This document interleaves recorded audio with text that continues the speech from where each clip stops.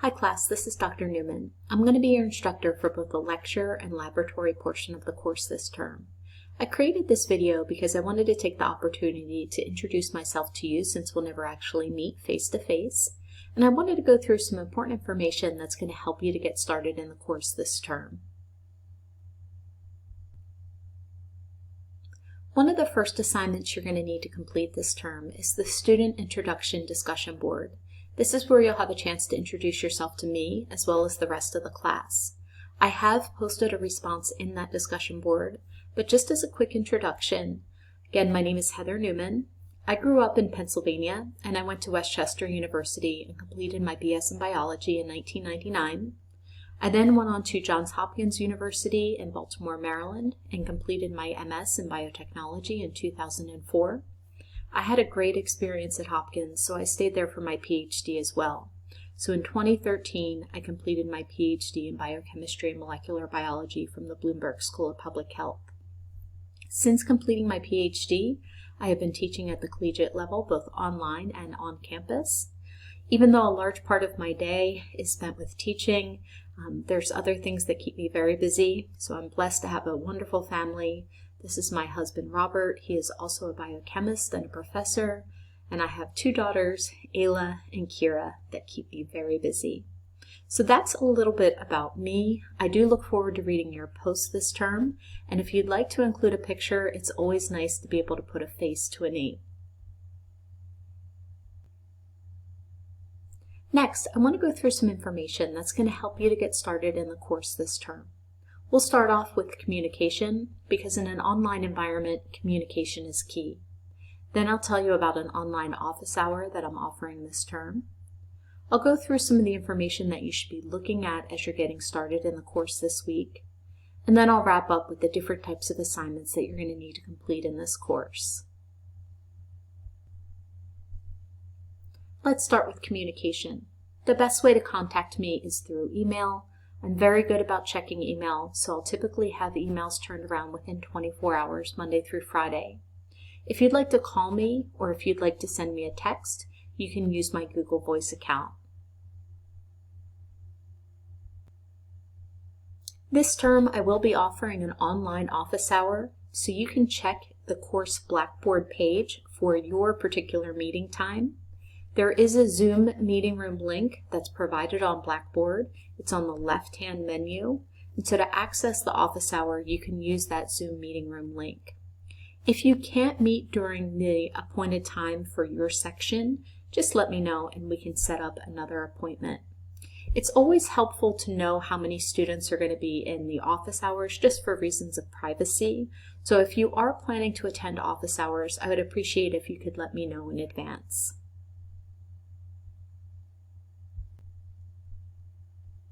Next, I want to go through some of the information that you should be looking at as you're getting started in the course. So when you log into the course Blackboard page, you're going to be taken to the course home page. On this home page, you're going to see my contact information. You will also see the office hours listed for your particular section. I've also included information about the materials that we're going to be using this term. So remember, this course has both a lecture and laboratory component. For the lecture portion of the course, we're going to be using Biology, the Essentials, 4th edition by Hoffnagels. And access to this textbook has been included through Blackboard, so you don't need to buy a textbook and you don't need to buy access to this textbook. For the laboratory portion of the course, we're going to be using the McGraw-Hill Connect Biology Lab series.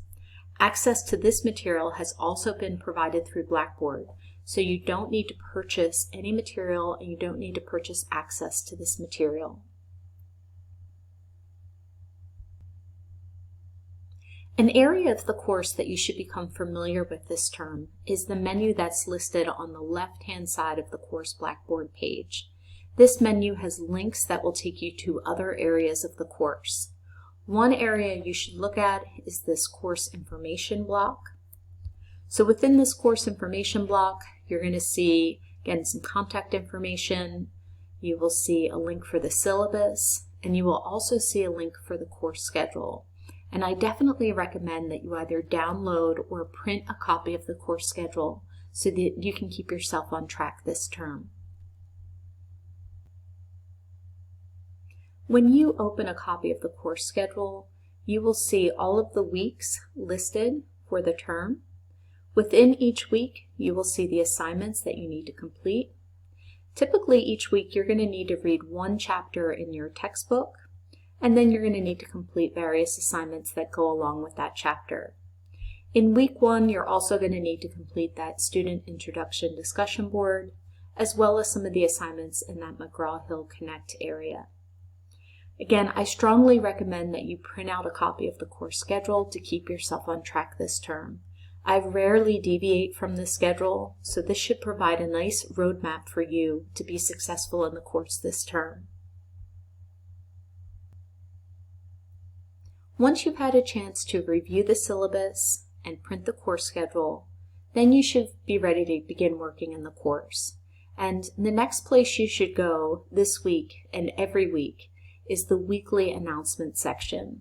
So when you click on that weekly announcement link, you will see an announcement for the week. I will typically upload the announcement on Monday at 8 a.m. Eastern Time, and at that point all of the new course material will also be loaded. So everything will be ready for you to go at the start of the week. All of your assignments are going to be due on that following Sunday, so you'll have a full week to work through all of your assignments. Within that announcement, you're going to see a summary of the topic that you're going to cover that week. You'll also see a to-do list, and then I'll post any updates about the course within this weekly announcement area as well. You're going to need to complete various types of assignments in the course this term. For the lecture portion of the course, you're going to need to complete 4 lecture exams, as well as a cumulative final exam, and these make up 50% of your grade. These exams are only going to cover material that you're going through in your textbook. You'll also need to complete SmartBook assignments. These SmartBook assignments are going to go through material in your textbook.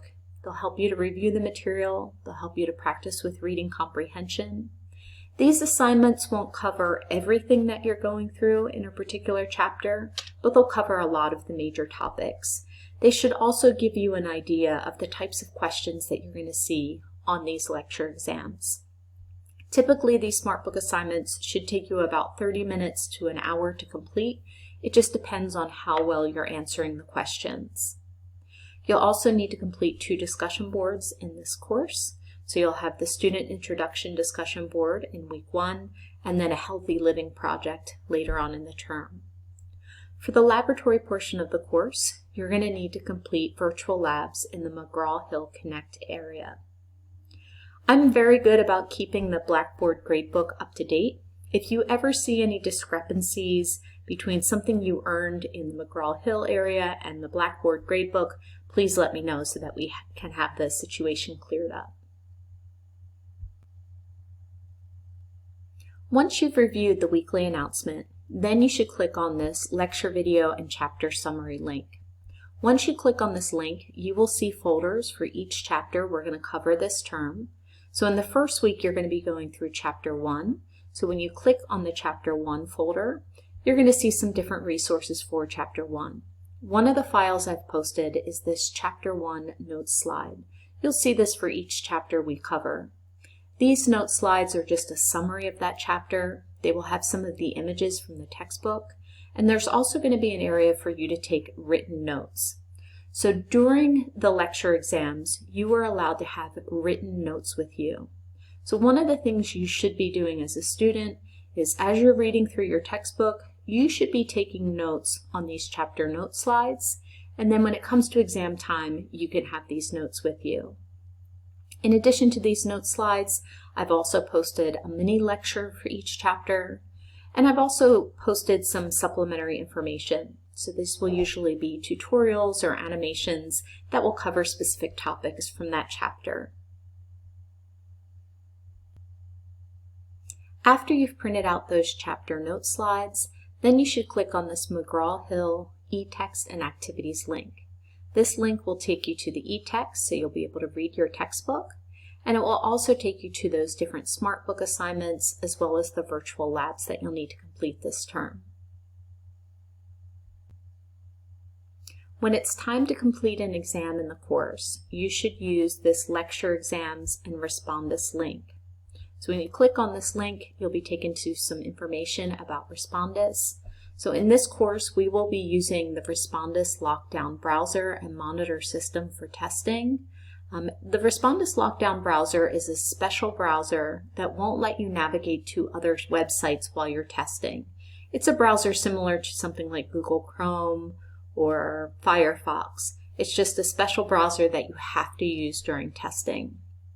The Monitor System is a system that's going to use your webcam as well as your microphone to record audio and video during the exam.